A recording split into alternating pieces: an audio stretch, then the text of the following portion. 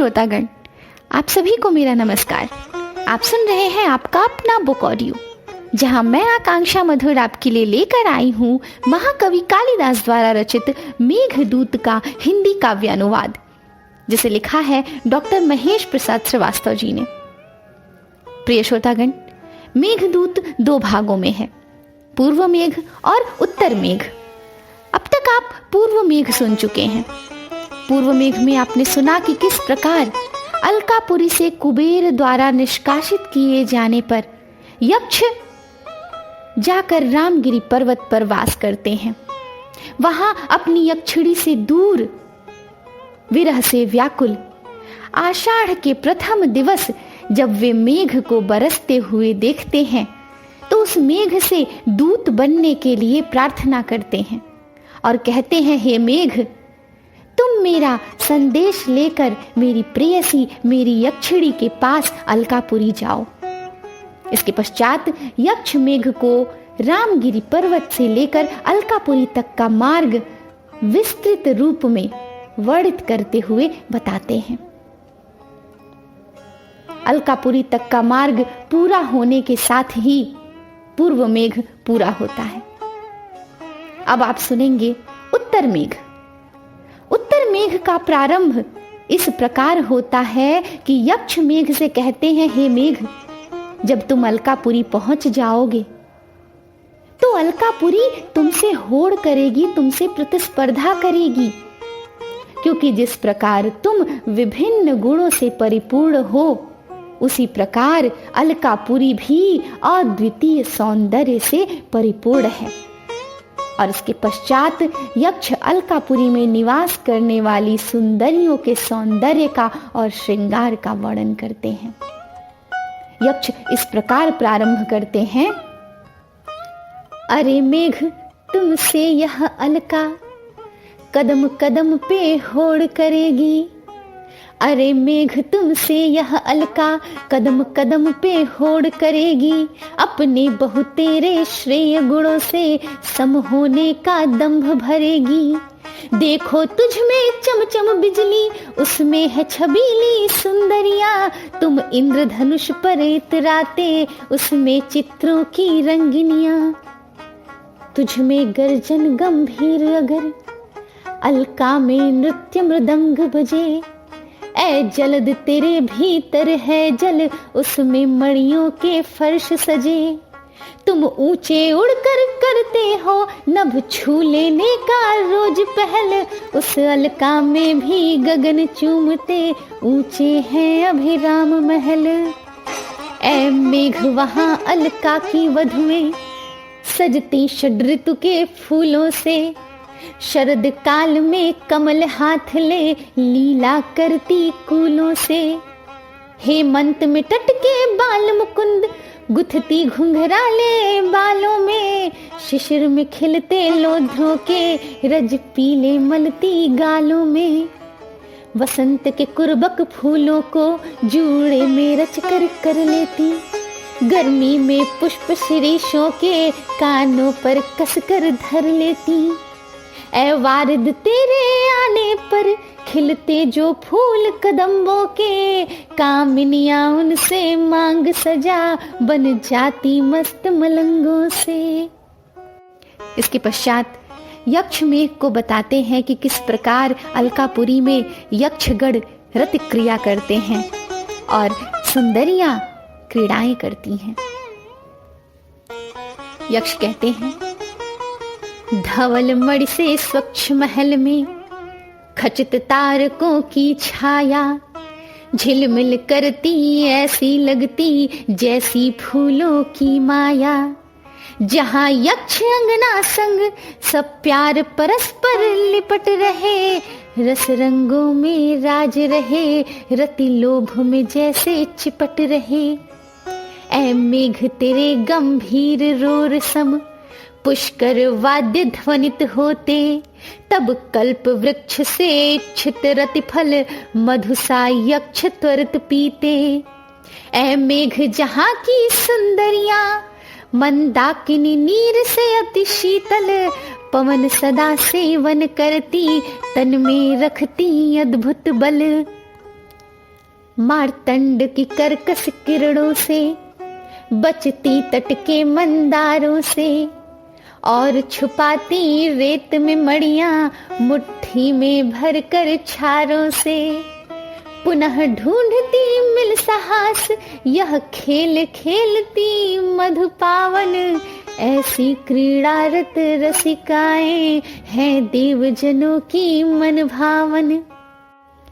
अलका के कामी रसिक पिया, निरख त्रिकोली लाल अधर, नीवी बंधों के खुलने से कुछ ढीले जिनके पड़े चुनर, ऐसी अपनी बनिताओं के सब प्यार वदन रसमय छूकर, चंचल अपने हाथों से सरकाते झट साड़ी सुंदर।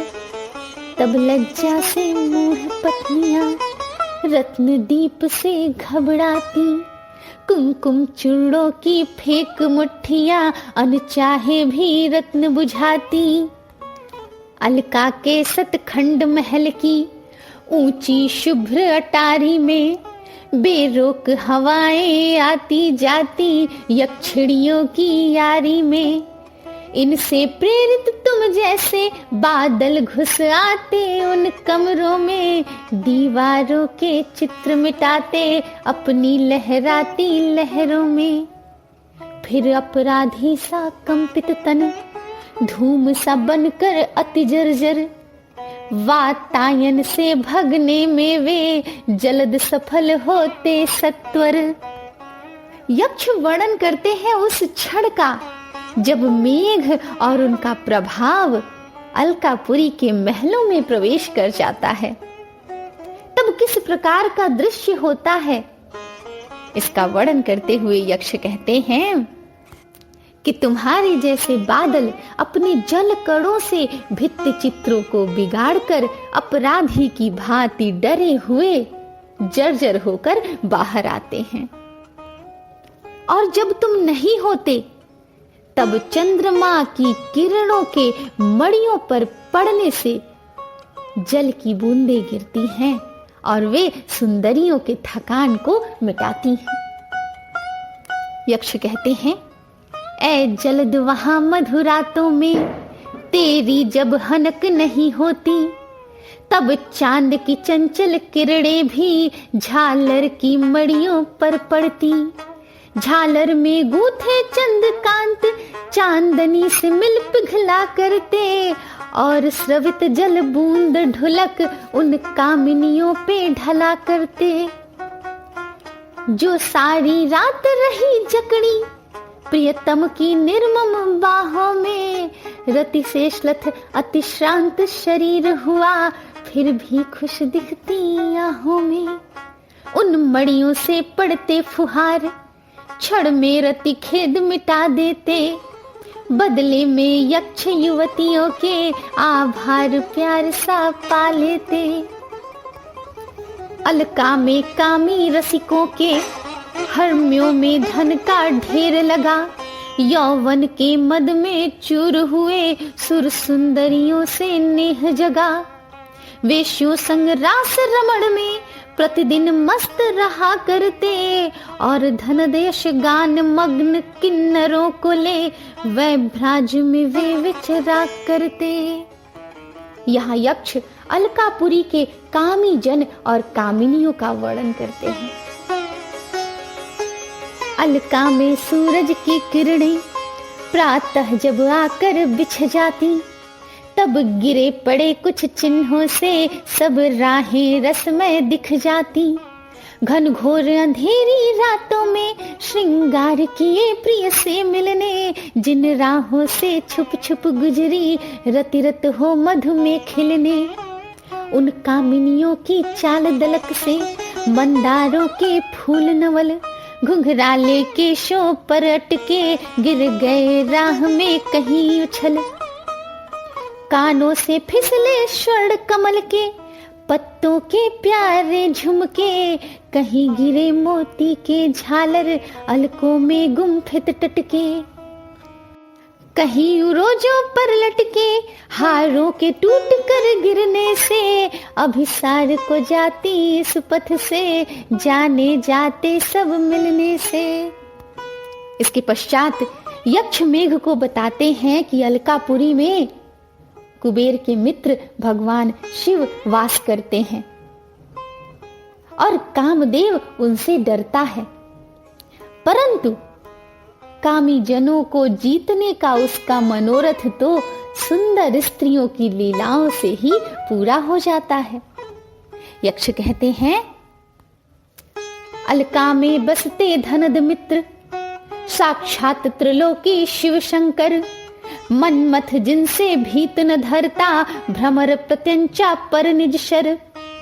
पर कामी जन पर जीत की वांछा, पूरा कर लेता वह कपित्थ, जब अलका की चतुर कामिनियां अपनी लीला का गहती पथ। जब भौहें अपनी टेढ़ी कर कामी पर कसे कटाक्ष वाड़, अचूक निशाने पर आकर चरणों पर रख देते प्राण। इसके पश्चात यक्ष बताते हैं कि किस प्रकार एक कल्प वृक्ष के माध्यम से ही अलकापुरी की रमणियां अपना पूरा श्रृंगार कर लेती हैं। रमणियों को मिलते उम्दा रंगीन वसन सुंदर, भौहों में चांचल्य हेतु अति चटक मधु आंखों में कर। गहनों के बनते विकल्प फूलों के किसलय कोमल दल, छड़ में रचती वदन सलोने पुष्प पत्र का लेकर बल। अनमोल महावर से रचकर रमणी के चरण कमल खिलते, सारे श्रृंगार के ये साधन एक कल्प वृक्ष से ही मिलते। अब यक्ष मेघ को बताते हैं कि मेरा घर कौन सा है, उसे किस प्रकार पहचानोगे। ऐ मेघ रम्य उस अलका में, घनद महल के ठीक उत्तर, इंद्रधनुष सम तोरण से पहचान सकोगे मेरा घर। उस घर के एक किनारे पर मंदार का शोभित बाल वृक्ष, जिसको आत्मज सा पाल रखा मेरी पत्नी ने अविरल सिच। उसमें गदराए पुष्प गुच्छ, डालियां भी जिनसे झुकी हुई, चाहो तो हाथों से चुन लो फूलों की कलियां गुथी हुई। ऐ मेघ मेरे इस सन्निवास में खुदी हुई बावड़ी सुघर, जिसमें प्रवेश के लिए बिछे सीढ़ी में पन्नों के पत्थर। अति सुरम्य छोटे इस सर में खिलते अनगिन स्वर्ण कमल, जिनके विल्लौरी नालों से सर परिसर पूरा दिखे विमल। बसते इसमें है हंस मुखर, दुख अपने सारे विस्मृत कर। हे जलद तेरे जाने पर भी उड़ते न निकट के मानस पर। ऐ मेघ बावड़ी के तट पर क्रीड़ा पर्वत अभिराम खड़ा, जिसकी चोटी में इंद्रनील रत्नों का जोड़ ललाम जड़ा।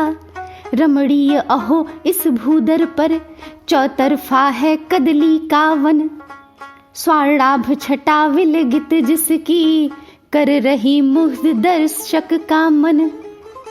मित्रवर मेघ यदि तुम घिर कर चम चम बिजली जब चमकाते, मन मेरा अतिशय डर जाता, गृहिणी संग शैल भी याद आते।